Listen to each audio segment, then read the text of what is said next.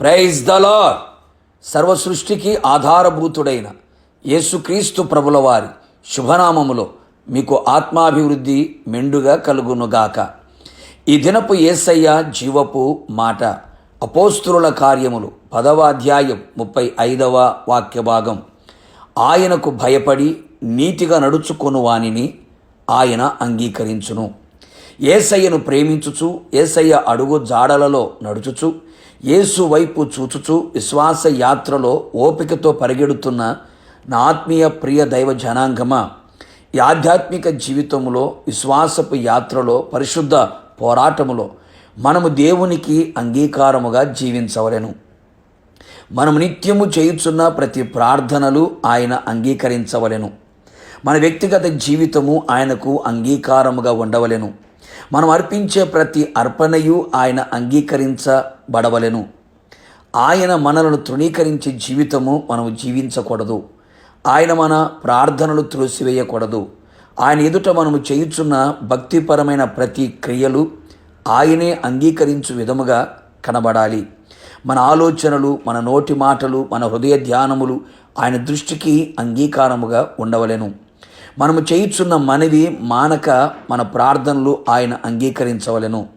అవును ప్రియులారా, మనం అన్ని విషయములలో ఆయనకు అంగీకారముగా ఉన్నప్పుడే మనము అన్ని విషయములలో ఆశీర్వాదకరముగా ఉండేదము. ఘనతాస్పదముగాను, అతిశయాస్పదముగాను, ఆశీర్వాదాస్పదముగాను, మహిమాస్పదముగాను అన్యజనుల ఎదుట నిలిచెదము. స్వస్థతను, సమాధానమును, రక్షణను పొందుకొనేదము. ఆయన ద్వారా మనం పొందుకొనవలసినవి, మనకు ఇవ్వాలి అనుకున్నవన్నీ మనము ఆయన ద్వారా పొందేదము. ఆయన మనకు అనుగ్రహించును. అందుకని మనము ఆయనకు భయపడి నీతిగా నడుచుకొనిన ఎడల మనలను ఆయన అంగీకరించును.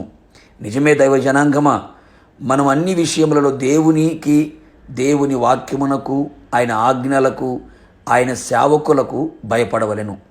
యెహోవా యందైన భయము పవిత్రమైనది కదా. మనం అన్ని విషయములలో పరిశుద్ధులమై జీవించిన ఎడల పరిశుద్ధుడైన యేసయ్య మనలను అన్ని విషయములలో అంగీకరించును. అంత మాత్రమే కాక యేసయ్య రక్తము, వాక్యము, బాప్తిస్మము, ఆత్మ విశ్వాసములో ఆయన ద్వారా మనం పొందిన నీతిని విడువక గట్టిగా పట్టుకొని హృదయములో దాచుకొని నీతి నిమిత్తము హింసింపబడినను నీతిని వదలక యేసయ్య నీతి కలిగిన అడుగుజాడలను అనుసరించుచు నడిచెదము. నీతి కొరకు ఆకలి దప్పులు కలిగి జీవించెదము. ఈ విధముగా ఆయనకు భయపడి నీతి కలిగిన జీవితమును కడవరకు, ప్రభు రాకడ వరకు, మన పోకడ వరకు మనము చేసిన ఎడల ఆయన మనలను అన్ని విషయములలో మనలను అంగీకరించి ఆశీర్వదించి ఆత్మాభివృద్ధి కలుగు చేసి ఆత్మలో వర్ధిల్ల చేసి ఆయన ఆగమమునకు మనందరినీ సిద్ధపరచును. ప్రార్థన. అత్యున్నత సింహాసనమందు ఆసీనుడవైన ప్రియ పరలోకపు తండ్రి, నీ పరిశుద్ధమైన పాదములకి, ఉన్నతమైన మీ పాదములకి స్తుతి స్తోత్రములు చెల్లించుచు ఉన్నాం.